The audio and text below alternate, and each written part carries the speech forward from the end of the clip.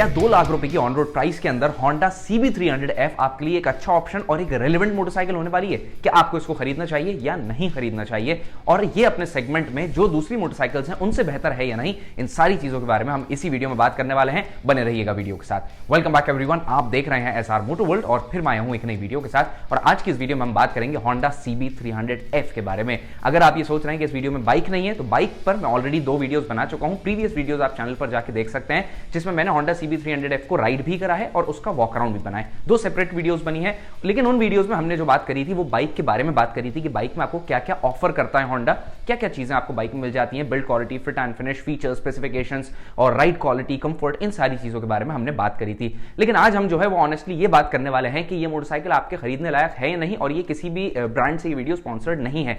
और सबसे बड़ी बात यह है कि हम इसके प्रोस एंड कॉन्स के बारे में बात करेंगे कि इसमें क्या बेहतर चीजें मिलती हैं, क्या खराब चीजें मिलती हैं जो कि मुझे अच्छी नहीं लगी पर्सनली, क्योंकि सेल्समैन जो है वो आपको बाइक बेचते टाइम हमेशा उसके पॉजिटिव्स ही गिनवाएगा, नेगेटिव्स कभी नहीं गिनवाएगा। तो आज देखते हैं कि 2 लाख रुपए की ऑन रोड प्राइस के अंदर ही आपको मिल जाती है, अराउंड 1,96,97,000 रुपीज में ऑन रोड डेली आपको ये मिल जाती है। तो हम देखते हैं कि ये इस प्राइस रेंज में एक वर्थ इट मोटरसाइकिल है या नहीं, और प्रोस एंड कॉन्स के साथ साथ सबसे इंपॉर्टेंट चीज जो हम इस वीडियो में डिस्कस करेंगे वो ये है कि ये अपने दूसरे मोटरसाइकिल से, दूसरे कॉम्पिटिशन वाली मोटरसाइकिल से कैसा परफॉर्म करती है मार्केट में, कैसी है ये मोटरसाइकिल, या फिर आपको कंपटीशन वाली मोटरसाइकिल्स पर फोकस करना चाहिए। सबसे पहले मैं आपको बाइक के बारे में 2-4 चीजें बता देता हूं। जैसे कि Honda CB300F जो है वो Honda की एक मोटरसाइकिल है जो कि नेकेड स्ट्रीट फाइटर सेगमेंट में आती है।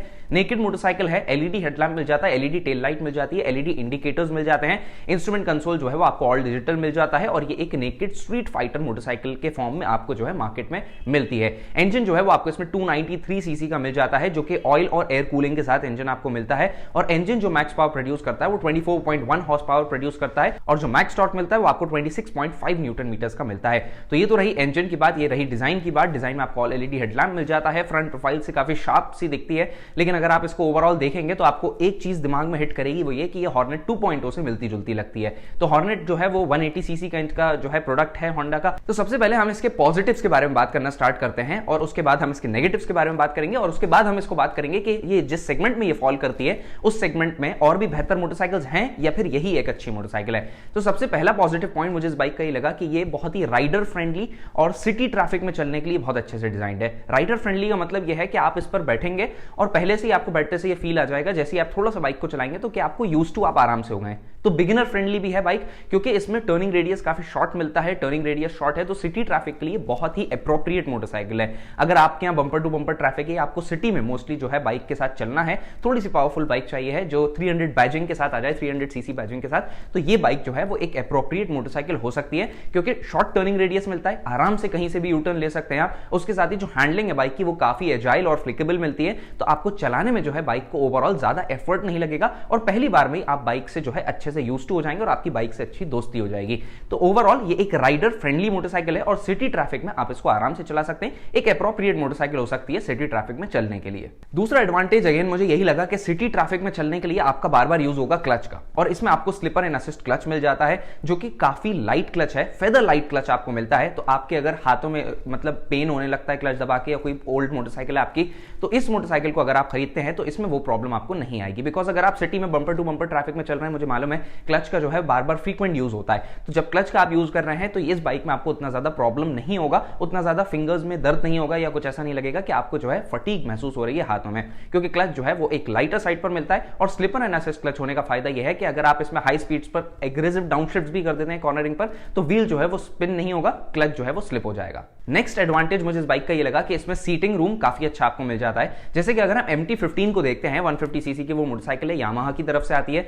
उसको देखते हैं तो उसमें राइडर कंफर्ट तो अच्छा मिलता है, लेकिन सीट बहुत ही छोटी है, जिस वजह से पिलियन जो है वो उसमें कंफर्टेबल नहीं रहता है। तो Honda CB300F में राइडर और पिलियन दोनों को काफी स्पेशियस सीटिंग रूम मिल जाता है, तो आपके पास बैठने की आराम से जगह है। अगर आप बीच में बैग हैंग करके भी बैठ रहे हैं और 2 लोग बाइक पर बैठना चाह रहे हैं तो वो बैठ सकते हैं, और लेडीज भी अगर बैठना चाह रही हैं तो वो बैठ सकती हैं। लेडीज उतना ज्यादा कंफर्टेबल नहीं रहेंगी, लेकिन अगर पिलियन के स्पेस की बात करें हम, स्पेशियस है कि नई सीट, तो दोनों सीट्स जो है वो अच्छी स्पेशियस हैं, स्प्लिट सीट सेटअप आपको मिल जाता है, rider seat as well as pillion seat दोनों आपको अच्छी स्पेस के साथ मिलेंगे, तो बैठने में आपको MT-15 की तरह इसमें प्रॉब्लम नहीं होगी। अब बहुत सारे राइडर्स ऐसे होंगे जो कि अपनी हाइट छोटी होने की वजह से मोटरसाइकिल्स को रिजेक्ट कर देते हैं, तो उनको ना खरीद कर ये CB300F पर जा सकते हैं। CB300F उन राइडर्स को केटर कर सकती है, उन राइडर्स को अच्छा कंफर्ट दे सकती है जिनकी हाइट जो है वो कम है, बिकॉज इसमें काफी एक्सेसिबल आपको सीट हाइट मिल जाती है 789 mm की। 789 mm की सीट हाइट काफी कम है, तो मेरी हाइट 5 फुट 8 इंच है और मैं इसमें इजिली फ्लैट फुट कर पा रहा था, और अगर किसी की height 5 foot 6 inch 5 foot 5 inch के आसपास भी है तो वो इस बाइक में टिप्टो करके इसको मैनेज कर लेगा। शॉर्ट राइडर्स के लिए ये बाइक प्रॉब्लमैटिक साबित नहीं होगी। तो अगर आपकी हाइट कम है, बहुत सारे लोगों की हाइट अच्छी होगी, तो हाँ टॉल राइडर्स के लिए भी अच्छी है, टॉल राइडर्स को भी कोई क्रैम्प महसूस नहीं होगा राइडिंग पोस्चर में, लेकिन शॉर्ट राइडर्स के लिए ओवरऑल ये एक एक्सेसिबल सीट हाइट है जो कि लोग आराम से इसको राइड कर सकते हैं। जैसे कि मैंने आपको बोला कि ये बाइक सिटी ट्रैफिक में चलने के लिए काफी इजी है क्योंकि इसकी हैंडलिंग अच्छी है, लेकिन नेक्स्ट पॉजिटिव पॉइंट आता है इसके इंजन की तरफ से। इंजन आप कहेंगे इसमें 293 सीसी का मिलता है, परफॉर्मेंस नहीं है इंजन में, कम पावर है, लेकिन वो जो पावर है जब आप उसको सिटी में चला रहे हैं बाइक को, तो आपको डेफिनेटली कम महसूस नहीं होगी, आपको डिसअपॉइंट नहीं करेगा इंजन, बिकॉज इंजन में जो 24 हॉर्स पावर आपको मिल रहा है और 26 न्यूटन मीटर्स का मैक्स टॉर्क मिल रहा है, ये लोअर रेव रेंज में काफी आसानी से अवेलेबल है। अगर ईजी लैंग्वेज में आपको समझाऊं कि मतलब आपको ज्यादा थ्रॉटल नहीं देना पड़ेगा, जैसे कि कुछ बाइक्स होती हैं वो लोअर आरपीएम्स पर लेजी फील होती हैं, यानी कि 5000 आरपीएम के नीचे वो बाइक थ्रॉटल इनपुट अच्छे से नहीं लेगी या फिर जर्किंग देगी, ऐसी इस बाइक में कोई प्रॉब्लम नहीं है। तो इस बाइक की जो पावर डिलीवरी है वो काफी अच्छी आपको मिल जाती है, इनिशियल पिकअप आपको बाइक में काफी अच्छा मिल जाता है, एक्सेलरेट जब आप इस मोटरसाइकिल को करेंगे तो आपको ये बहुत ही फास्ट महसूस होगी। इनफैक्ट ये जिक्सर 250 से भी ज्यादा फास्ट है 0 to 60 फिगर्स में।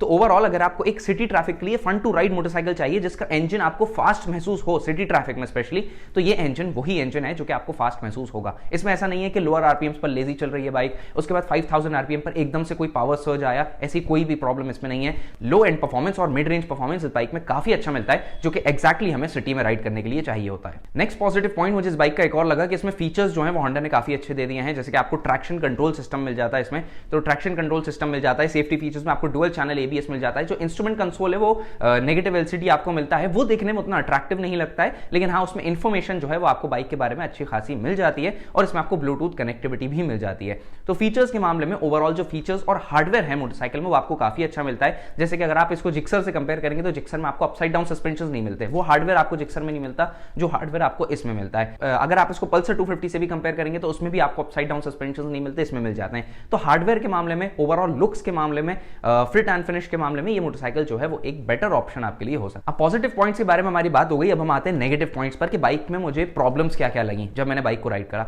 सबसे पहली चीज ये लगी कि जैसे मैंने आपको बोला कि राइडर कंफर्ट और पिलियन कंफर्ट इसमें अच्छा है, स्पेशली सीट के साइड से। अभी हमने सस्पेंशन की बात करी ही नहीं थी स्टार्टिंग में, तो अब मैं बता देता हूं कि सस्पेंशन जो है वो थोड़े से फर्म साइड पर आपको महसूस होगा, थोड़ा सा स्टिफ महसूस होगा, स्पेशली जब आप जो है वो अकेले राइड कर रहे हैं। ओवरऑल जो इसकी राइड क्वालिटी है सस्पेंशन के लिहाज से वो बहुत स्टिफ है, तो आपको ऐसा लग सकता है जो बहुत ज्यादा खराब रोड्स हैं उस पर मोटरसाइकिल को आपको बहुत स्लोली ले जाना पड़ेगा और मोटरसाइकिल का सस्पेंशन जो है वो आपको डेफिनेटली स्टिफ महसूस होगा। तो सस्पेंशन को लेकर थोड़ा सा और बेटर इसमें होंडा कर सकता था, जिससे क्योंकि ये मोटरसाइकिल ओवरऑल जो डिजाइनिंग है मोटरसाइकिल की वो कॉन्टेक्स्ट ये है कि ये मोटरसाइकिल सिटी में चलने के लिए डिजाइंड है, तो सिटी में आपने शॉर्ट टर्निंग रेडियस दे दिया, हैंडलिंग अच्छी दे दी, इंजन जो है वो सिटी के लिहाज से लो एंड और मिड रेंज स्ट्रॉन्ग कर दिया इंजन का, लेकिन सस्पेंशन सेटअप जो है वो बिल्कुल स्पोर्टी मोटरसाइकिल वाला देकर रखा है। तो स्पोर्टी मोटरसाइकिल वाला सस्पेंशन सेटअप सिटी में नहीं चल सकता है, सिटी में जो है आपको थोड़ा सा सॉफ्ट सस्पेंशन सेटअप चाहिए रहता है, जो कि होंडा इसमें दे सकता था। नेक्स्ट इशू मुझे इस मोटरसाइकिल में ये लगा, जो कि बिल्कुल भी नहीं लगना चाहिए और इनफैक्ट आप लोगों ने भी नहीं सोचा होगा कि ऐसा हो सकता है इस मोटरसाइकिल में, क्योंकि ये होंडा का इंजन है और होंडा के इंजन से हम लोगों की हमेशा एक्सपेक्टेशन रहती है, सिंपली जापानीज इंजन से, कि ये जो इंजन है ये बहुत ही रिफाइंड होते हैं, लेकिन होंडा का इस इंजन में ये सेम केस नहीं है। CB300F का जो इंजन है वो उतना ज्यादा रिफाइंड नहीं है, उतना स्मूथ आपको महसूस नहीं होगा। 6000-6500 आरपीएम के बाद जो है इसमें वाइब्रेशंस आने लगते हैं और वो वाइब्रेशंस डेफिनेटली आपको फुट पेग्स पे, टैंक पे और सीट पे स्पेशली महसूस होंगे। तो इससे ज्यादा रिफाइंड मैं कहूंगा कि आपको बजाज की पल्सर 250 मिल जाएगी, इससे ज्यादा रिफाइनमेंट लेवल आपको जिक्सर 250 में मिल जाएगा। तो रिफाइनमेंट लेवल के मामले में, स्मूथनेस के मामले में इंजन उतना स्मूथ नहीं है जितने कि इसके कॉम्पिटिटर्स हैं। अब नेक्स्ट नेगेटिव पॉइंट ये है जिस वजह से इस बाइक्स की सेल्स अभी भी इंडियन टू व्हीलर मार्केट में उतनी ज्यादा नहीं बढ़ पा रही, उतनी ग्रो नहीं कर पा रही। वो इसीलिए नहीं कर पा रही बिकॉज इसकी 2,30,000 रुपए पहले प्राइस थी, कंपनी ने 60,000 रुपए का प्राइस ड्रॉप करके इसको 1,70,000 रुपीज पर प्लेस कर दिया।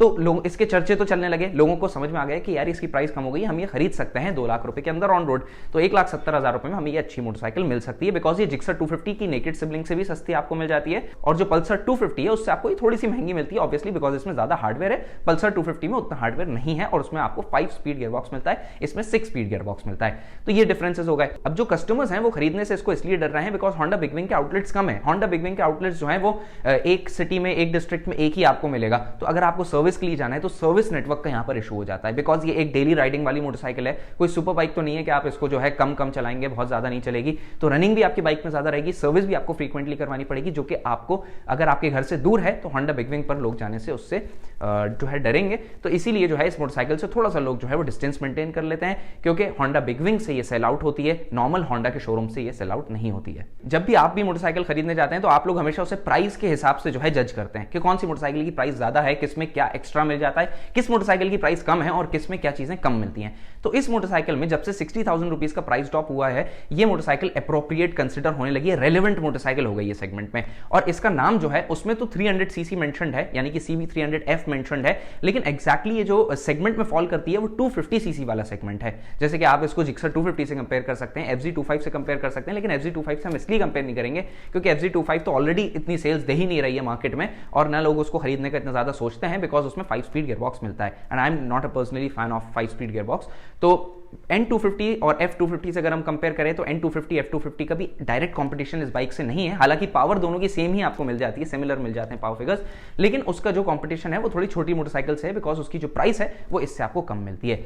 अब देखिए 60,000 रुपए का प्राइस ड्रॉप होने के बाद ये जो मोटरसाइकिल है ये एक्जैक्ट 2 लाख रुपए में आ जाएगी, और MT15 जो है वो भी 2 लाख रुपए में आपको मिलती है। तो लोग सवाल ये उठाएंगे कि MT15 एक बेटर मोटरसाइकिल है या फिर ये बेटर मोटरसाइकिल है। इनफैक्ट जब मैंने MT15 का रिव्यू डाला तो उस पर बहुत सारे लोग कहने लगे हम MT15 छोड़ के इस मोटरसाइकिल पर जा सकते हैं, बिकॉज इसमें पावर भी ज्यादा मिल जाती है, टॉर्क भी ज्यादा मिल जाता है। तो अगर देखा जाए प्राइस के लिहाज से, अगर देखा जाए तो ये मोटरसाइकिल एक रेलेवेंट मोटरसाइकिल है, आप जिसको कंसिडर कर सकते हैं। इस मोटरसाइकिल में ऐसी मेजर प्रॉब्लम्स कुछ नहीं है। हाँ, सस्पेंशन सेटअप थोड़ा सा आपको लग सकता है, लेकिन उसके अलावा मेजर प्रॉब्लम्स कुछ नहीं है। जो माइलेज है वो भी आपको 30 से 35 kmpl तक का मिल जाएगा। तो जो प्राइस के लिहाज से अगर हम इसको जज करें तो मोटरसाइकिल जो है वो एक रेलेवेंट मोटरसाइकिल है। 2,30,000 में नहीं थी, लेकिन अब 1,70,000 जब से इसकी प्राइस हुई है तब से ये एक रेलेवेंट मोटरसाइकिल है सेगमेंट में, जिसको आप खरीद सकते हैं। और ये मोटरसाइकिल है तो अच्छी, लेकिन उन्हीं लोगों के लिए अच्छी है जिन लोगों को स्पेशली सिटी में राइड करना है। अगर आपको स्पोर्टी मोटरसाइकिल्स पसंद है या स्पोर्टी नेचर मोटरसाइकिल का पसंद है तो ये मोटरसाइकिल उतना ज्यादा आपको अच्छी नहीं लगेगी, बिकॉज 6,500 आरपीएम के बाद इंजन स्ट्रगल करने लगता है। ऐसा आपको लगेगा जैसे टॉप एंड में उतना ज्यादा अच्छे से नहीं भाग रहा है या हम उस पर जबरदस्ती स्ट्रेस डाल रहे हैं, ऐसा लगेगा आपको, बिकॉज SOHC सेटअप का इंजन है। तो जिन लोगों को स्पोर्टी परफॉर्मेंस चाहिए उन लोगों के लिए दूसरी मोटरसाइकिल्स हो सकती हैं। जिन लोगों को आराम से सिटी में राइड करना है और 250 सीसी की मोटरसाइकिल लेने का प्लान था, लेकिन 300 सीसी की उनको बैजिंग मिल जाएगी इस मोटरसाइकिल के साथ, वो लोग इस बाइक को ले सकते हैं। ध्यान रखिएगा, जिनको सिटी में राइड करना है, जो लोग स्पोर्टी मोटरसाइकिल का परफॉर्मेंस एक्सपेक्ट कर रहे हैं वो लोग दूसरी मोटरसाइकिल्स या इससे एक्सपेंसिव मोटरसाइकिल्स पर जा सकते हैं। इस मोटरसाइकिल में आपको उतना स्पोर्टी परफॉर्मेंस नहीं मिलेगा, बस इसमें लोअर और मिड रेंज परफॉर्मेंस आपको अच्छा मिल जाएगा, लो एंड परफॉर्मेंस स्ट्रांग मिल जाएगा। तो सिटी में आपको ये परफॉर्मेंस वाला फील दे देगी, स्पोर्टी मोटरसाइकिल वाला फील दे देगी। लेकिन जब आप इस बाइक को हाईवे पर लेकर जाएंगे तो वहां पर ये ट्रिपल डिजिट स्पीड्स के बाद जो है वो थोड़ा सा ऐसा लगेगा कि थोड़ा सा स्ट्रगल कर रही है मोटरसाइकिल, और वाइब्रेशंस भी इंजन से आएंगे। तो अगर आपको हाईवे पर जाना है या आपको फास्ट मोटरसाइकिल्स पसंद है तो आप दूसरी मोटरसाइकिल्स पर जा सकते हैं।